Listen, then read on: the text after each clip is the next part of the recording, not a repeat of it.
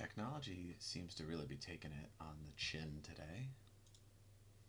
I thought Nasdaq was up at the start of the market, and now she be down. Whoa, yeah, look at that. This chart does a good job of illustrating what I was talking about in terms of like market correction. So March, you have the low all the way down at 6,600.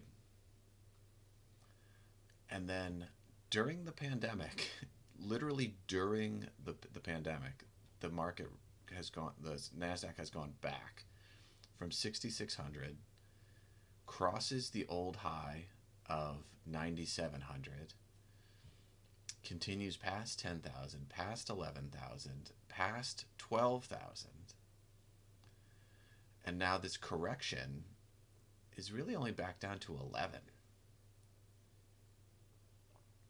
So to me, it seems really reasonable that we could get back to 10, which would only be where we were in June. Like, again, all of these corrections, nobody puts it into perspective in terms of calendar-wise. Like, if you're only back to where you were in June, like, that's not a major correction. When was this peak? This peak was September 1st. This peak right here was September 1st. I'm about to go back further. Where is, I thought time range, custom. I thought you could do max available. Yeah. Right here, let's do 10 years. Here's 10 years of NASDAQ. Right? Yeah. Okay. Here's 2016 back down here. Wait, so that's not 10 years. What is going on? Time interval 10 years.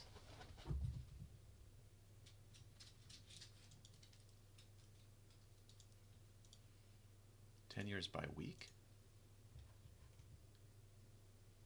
Okay, this is 10 years. All right.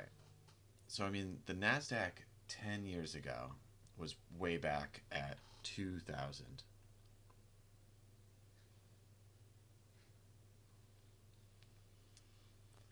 Because if you, this is before you were trading, but when the dot-com bubble of like 2001, NASDAQ got all the way up to 5,000. And everyone was like, oh my God, that's so crazy, crazy, crazy. And it crashed from 5,000 down to like 1,000. And so the thinking after that was like, the NASDAQ can't go up that quickly ever again, because if it does, we know it's a bubble. Like, we know 5,000 was a bubble and 1,000 was reasonable, so we're going to hang out around 1,000. Let's creep up slowly. Let's not have any like fast flying things. So for a long time, NASDAQ growth was pretty slow because everyone was trying to weed out all the fake companies that weren't actually making money, and a lot of them went out of business or they got acquired, a lot of mergers and consolidation and everything. So that kept the index from really going up that fast for a long time. Then it started running up again, and you had like the 2008 meltdown based on housing and the financial crisis and all that. Then post that is when you start to get this real recovery. So you can see the start of this chart is 2010. So basically the beginning of the post-financial crisis recovery. And also simultaneously the iPhone. So that's like this huge like inflection point of technology. You get apps, you get social media, you get all of that just starts to kind of explode onto the scene. And like the economy starts to move from like brick and mortar into digital world. And things just kind of like rip up to like 4,000. Everyone was psyched. And then up to 6,000. Everyone was psyched. Then we get up to about 8,000. Everyone was psyched. And then we had this was the 2018 crash that took, I'm trying to remember what exactly got that to cause that downturn. But even that, again, like the 2018 downturn only goes back to 6,000 on the Nasdaq, which was first hit 11 months before. So like actual downturns and actual corrections normally set things back several years and set off like slow, flat periods of time, right?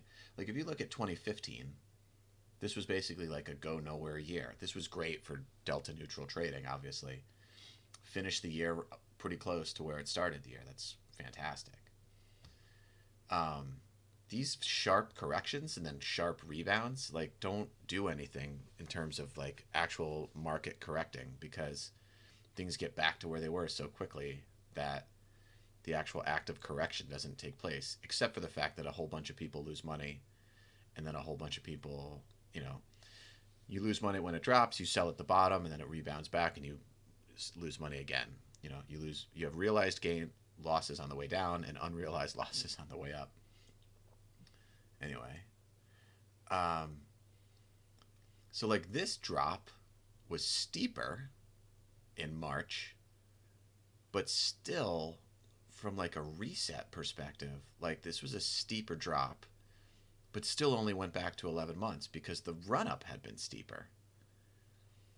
And so if we look at this next one, again, it's steeper up, right? So like here we went up from basically 6,000 to 70. So we went up about 1,600 drop.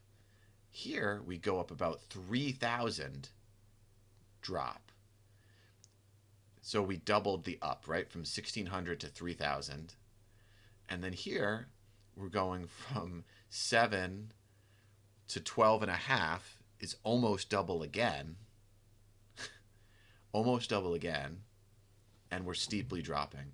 So if this is the case, if it's following this pattern of up, reset back to 11 months ago, up, reset back to 11 months ago, the reset back to 11 months ago now would need to be all the way down here, right? Like around 8,000. Somewhere between 9 and 7, right? Like I'm not going to be that specific. I'm not like a technician, but just like looking at this pattern of up move, sharp correction, sharp up move, sharp correction. Like because of the I mean, should we expect a sharp downturn? That's kind of what I'm talking about here. Like if it is, you know, you see like the shape of these previous downturns, like this right here looks like the beginning of it here, but then it continues a whole bunch down. And it looks like here, and then it continues a whole bunch down. So from like a shape perspective, this is looks like it's setting up to repeat a third time. And if it does, the Nasdaq would be, like I said, somewhere between 8 and 9, maybe as far down as 7. I mean, this is 6, 7, so maybe it's 8. But that's almost 3,000 points on the Nasdaq. And at $20 a point of a future contract, right? So let's do that math. 20 times 3,000 is 60 grand. So if you short a futures contract here and ride it down the next 3,000 points, you can make 60 grand.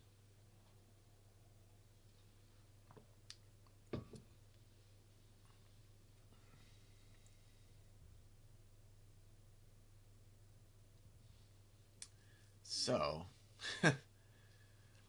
that's kind I mean, I'm not a technician. I don't believe this stuff, but this is definitely,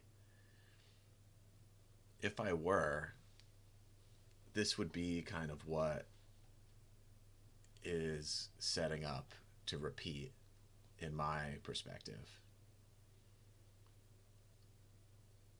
Just from like a magnitude, you know. That's what I would say. And with that, we're hitting the 8:30 mark. It's time to get the kids ready for school and everything. I want to thank you, Mimi, for being here, enjoying your hot chocolate with me. I appreciate